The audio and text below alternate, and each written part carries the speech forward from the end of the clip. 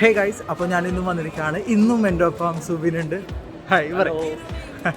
Okay, അപ്പോൾ ഇന്ന് ഞങ്ങൾ വന്നിരിക്കുന്നത് ലുലു ഫ്രഷ് മാർക്കറ്റ്. പറഞ്ഞു സുബിൻ, എന്തെങ്കിലും പറയും, എന്തെങ്കിലും സംസാരിക്കും. എൻ്റെ വീഡിയോയ്ക്ക് വേണ്ടത് ഇങ്ങനെ സംസാരിക്കുന്ന ഒരാളാണ്. എനിക്ക് തോന്നുന്നു അതിലൊരു ആപ്റ്റ് അയാളാവുന്നു. പറയും, എന്തെങ്കിലുമൊക്കെ പറയും. സിമ്മു മാറ്റാനല്ല, എന്തെങ്കിലും വ്ളോഗിൽ വരികയാണ് നിങ്ങൾ.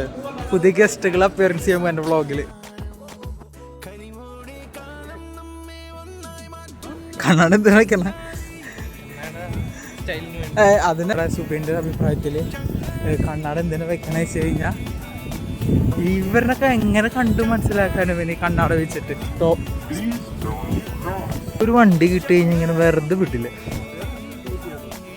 രതീഷേട്ടന് ഫോട്ടോ എടുക്കണ്ട എന്താ